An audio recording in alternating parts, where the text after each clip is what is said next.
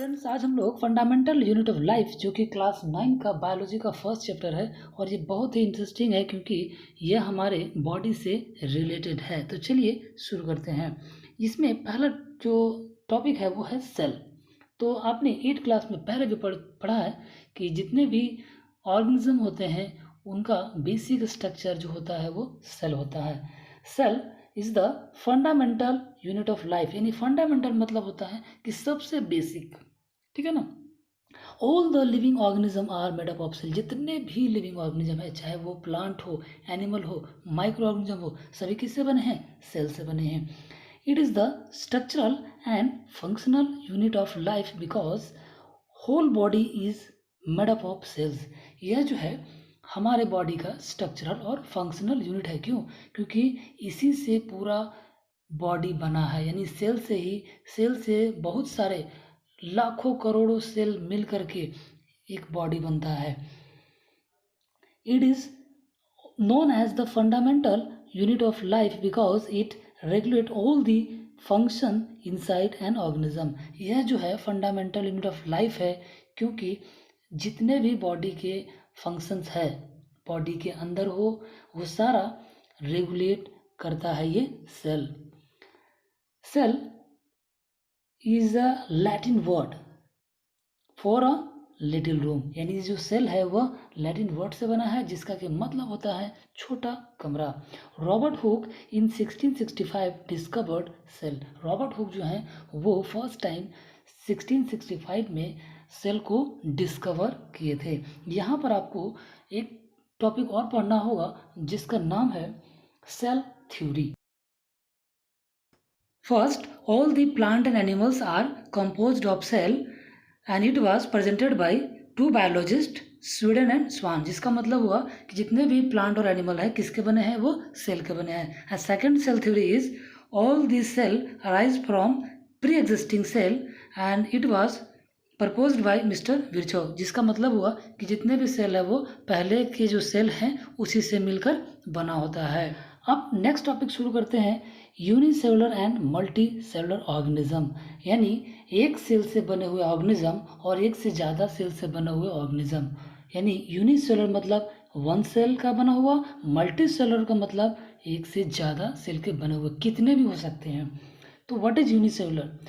Unicellular organism composed of a single cell. जितने भी unicellular organism है वो किसके बने होते हैं? सिर्फ और सिर्फ एक सेल के।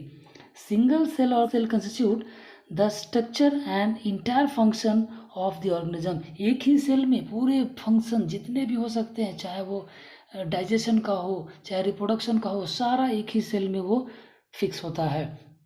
तो एग्जाम्पल क्या है? बहुत सारे कॉमन एग्जाम्पल आपके सामने। ये पहला वाला अमीबा हो गया, सेकंड वाला ये पैरामीशियम है और ये थर्ड वाला यूग्लिना है। इसके अलावा भी और आपके सामने बहुत सारे एग्जाम्पल है। अगला टॉपिक है multi cellular organism.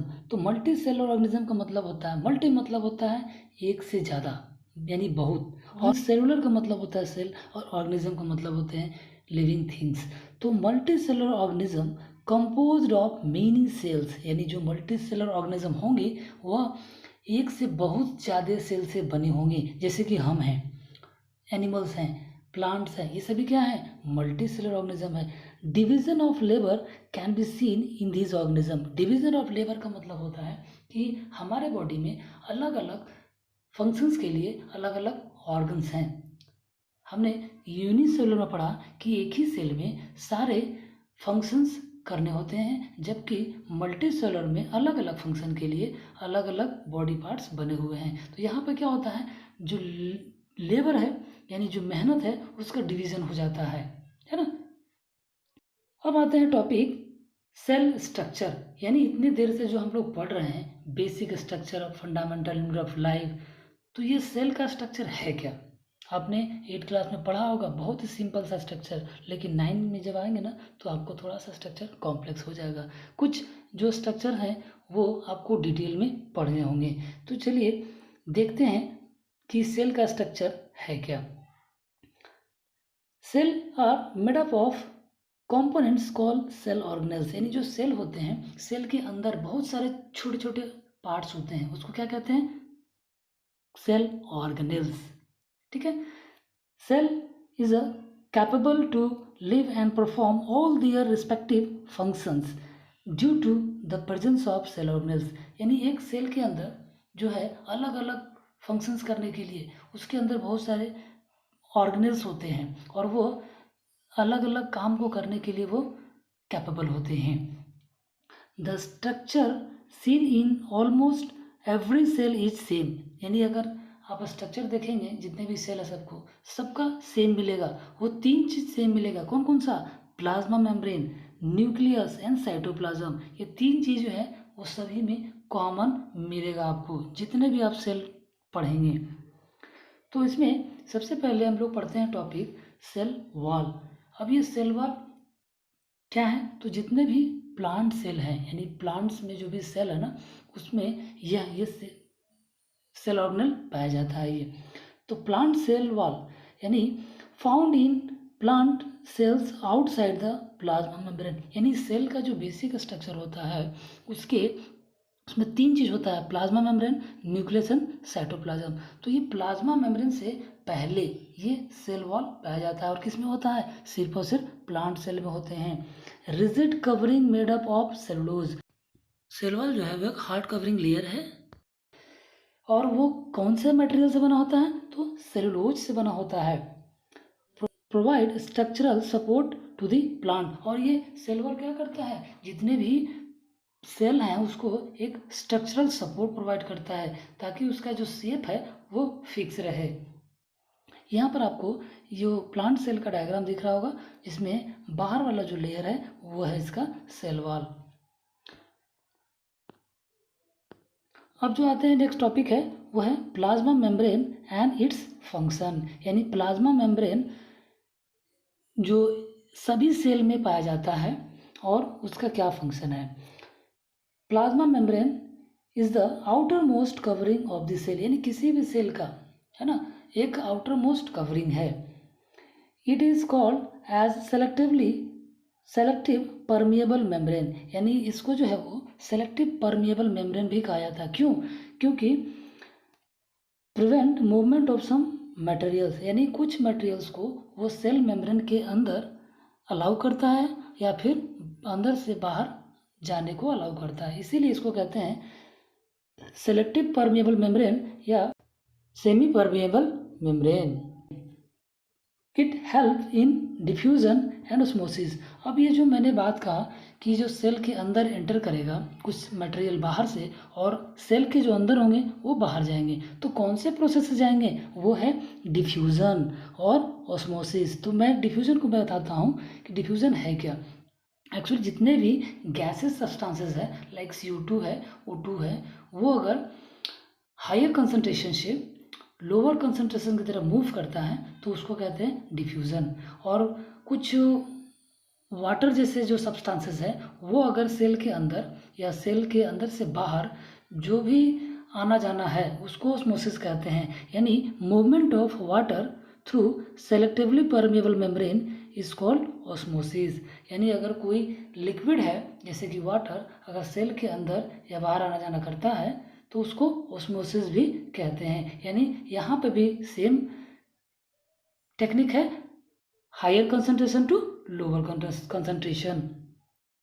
Composed of bilayer of lipid and protein. यानी जितने भी प्लाज्मा मेम्ब्रेन है या सेल मेम्ब्रेन है वो किससे बने होते हैं? 2 लेयर से बने होते हैं। और वो 2 लेयर किसका होता है? लिपिड और प्रोटीन का होता है। यहाँ पर जो डायग्राम देख रहे होंगे यहाँ पर देखिए 2 लेयर है, एक ऊपर और एक नीचे। ये है इसका सेल मेम्ब्रेन का high magnify structure. Next topic है साइटोप्लाज्म। साइटोप्लाज्म क्या होता है? Cytoplasm is a thick solution composed of water, salt and protein that fills the cells। Cytoplasm क्या है? एक ऐसा सॉल्यूशन है, ऐसे जेली लाइक स्ट्रक्चर है, सब्सटेंसेस है जिसके अंदर क्या होता है? वाटर होता है, सॉल्ट होता है और प्रोटीन होता है जो सेल के अंदर भरा हुआ रहता है। और ये साइटोप्लाज्म जो होता है वह सेल मेम्ब्रेन से घिरा हुआ रहता है, surrounded by cell membrane. Nucleus of the cell surrounded by cytoplasm. और जो सेल के अंदर जो मिडिल में न्यूक्लियस है वो भी क्या होता है, साइटोप्लाज्म से घिरा हुआ रहता है। तो यह जो साइटोप्लाज्म है इसके अंदर सारे जो सेल ऑर्गेनेल्स है वो भरे हुए रहते हैं। इसके अलावा बहुत सारे न्यूट्रिएंट्स होते हैं इसके अंदर। अब जो है टॉपिक है न्यूक्लियस, यानी मैंने आपको पहले बताया कि जो सेल का 3 बेसिक स्ट्रक्चर है, सेल मेम्ब्रेन, साइटोप्लाज्म, न्यूक्लियस, तो उसमें से ये न्यूक्लियस भी बहुत ही इम्पोर्टेंट पार्ट्स है। न्यूक्लियस क्या है, तो ये एक स्फेरिकल और लगभग ऑलमोस्ट सभी सेल में पाए जाते हैं और यह मिडिल में लगभग पाया जाता है। ये nucleus is a small round and membrane bound structure near centre of a cell, यानी स्मॉल छोटा है, गोल है और मेम्ब्रेन से घिरा हुआ स्ट्रक्चर है जो लगभग सेल के सेंटर में होता है। Fluid inside the nucleus is called nucleoplasm, यानी एक फ्लूइड होता है न्यूक्लियस के अंदर। जैसे कि सेल के अंदर साइटोप्लाज्म है वैसे ही न्यूक्लियस के अंदर भी एक फ्लूइड है जिसको क्या कहते हैं, nucleoplasm. Yes covered by double layer called nuclear membrane, जो न्यूक्लियस है वो 2 लेयर से घिरा हुआ होता है। ये जो आप फिगर में देख रहे हैं ये है इसका nuclear membrane. Nucleus play a central role in a cellular activity and reproduction, यानी जितने भी सेल की एक्टिविटीज़ हैं, जो भी सब्सटेंसेस बनाना है, डिस्ट्रॉय करना हो, रिप्रोडक्शन करना हो, न्यू सेल बनाना हो, वो कौन रेगुलेट करेगा, वो करेगा nucleus. Nucleus contain the thread-like structure called chromatin material which get condensed into chromosome, यानी कुछ ये धागे लाइक स्ट्रक्चर होता है न्यूक्लियस के अंदर, वो कहलाता है क्रोमेटिन मटेरियल। और ये जब ये कंडेंस्ड हो जाएगा ये एक्स के शेप में आ जाता है, देखिए इस तरीके से डायग्राम में दिख रहा है, तो वह कहलाता है chromosome. The chromosomes contain information for inheritance of features from parent to next generation, यानी इस क्रोमोसोम के अंदर जो है वो ऐसे इंफॉर्मेशंस होते हैं जो हम लोगों के अपने पेरेंट से हमको मिला होता है और ये फिर नेक्स्ट जनरेशन में ट्रांसफ़र होगा in the form of DNA, that is deoxy ribo nucleic acid and protein.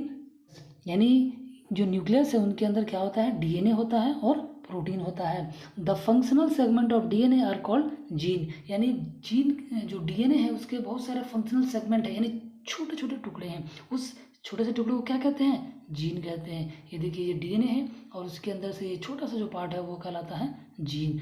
तो स्टूडेंट्स आज हम लोग इस fundamental of unit of life के चैप्टर में इतना ही पढ़ते हैं, बाकी का कंटिन्यू करेंगे नेक्स्ट क्लासेस में। आज के लिए इतना ही। Thank you and have a nice day.